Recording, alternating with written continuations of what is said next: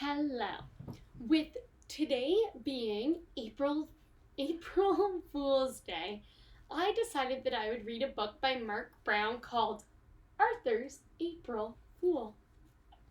So, looking at the title, Arthur's April Fool, and the picture, what do you think the book's about?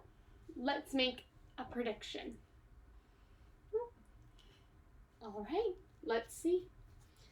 Arthur's April Fool. It was the last day of March. The joke shop was full of people getting ready for April Fool's Day. Arthur and Buster tried out everything. Buster bought sneezing powder. Achoo! Arthur got a fake telescope that gave whoever looked through it a black eye. But Arthur didn't feel like playing jokes. He kept thinking about Binky Barnes. "Who is Binky Barnes?" asked Buster. "Picture King Kong." "Now double it," said Arthur. "He keeps threatening to punch me out."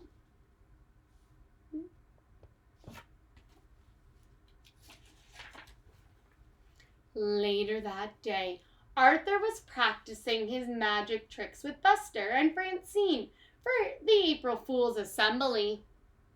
"Hey, shrimp!" A giant shadow covered them. I'll show you a trick," said Binky Barnes. He grabbed Arthur's favorite pen and put it in his pocket. "Now you see it, now you don't," said Binky. "Hey, watch it," said Arthur, trying to look brave. "Why don't you make me?" said Binky, and walked away. "Pick on someone your own size," called Francine, "like Godzilla." "Wow," said Buster, "you were right. He's gonna pulverize you."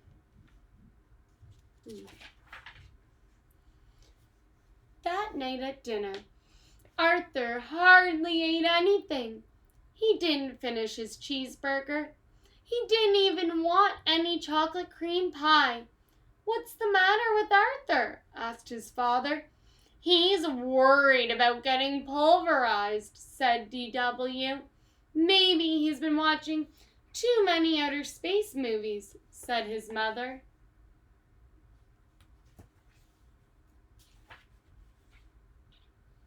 Later on, D.W. barged into Arthur's room.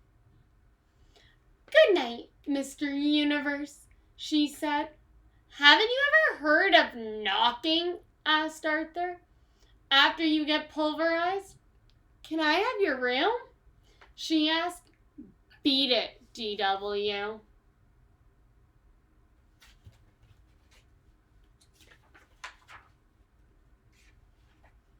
When Arthur finally fell asleep, he had nightmares.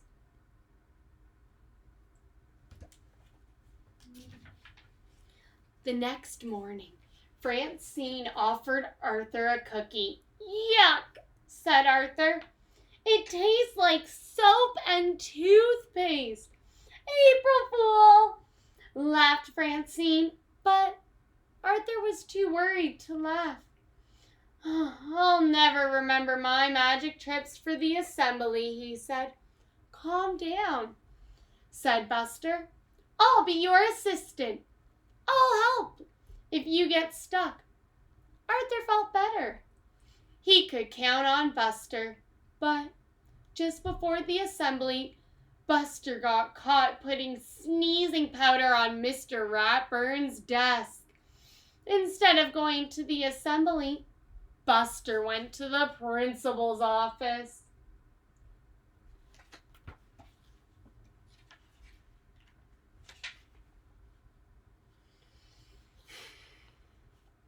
"I'll blow it for sure without Buster," thought Arthur.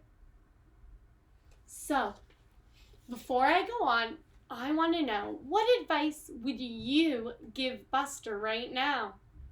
Think about it. Also, better yet, what advice would you give Arthur, who's really nervous about going on stage? Have you ever felt like Arthur does? He walked into the auditorium. Who was sitting in the front row? Binky Barnes. This was going to be even worse than he thought. Arthur worried while Mr. Ratburn read people's minds. He worried while Francine and Muffy did shadow tricks. And he worried while the chorus sang "That Old Black Magic." Finally, it was his turn.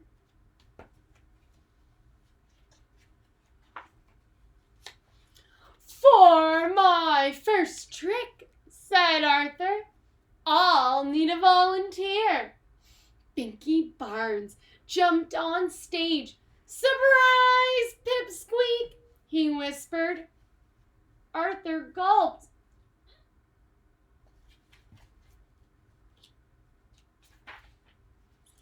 Arthur asked Binky Barnes to tear up a sheet of paper and put it in the magic hat. He said the magic words and waved his magic wand to make the paper whole again. But rabbits came out instead. Everyone laughed. Arthur took a bow. By mistake, flowers fell out of his sleeve. Binky Barnes laughed harder than anyone. Then Arthur had an idea. I wonder what his idea is. He winked at Francine. Wink. "For my next trick, I will saw this young man in half." Binky stopped. He stopped laughing and took a step back. "My saw, please," said Arthur. Binky turned pale. "And now, the bucket to collect the blood," Binky screamed. "Ah!" He stepped back again, this time right off the stage. Everyone laughed, even Mr. Ratburn.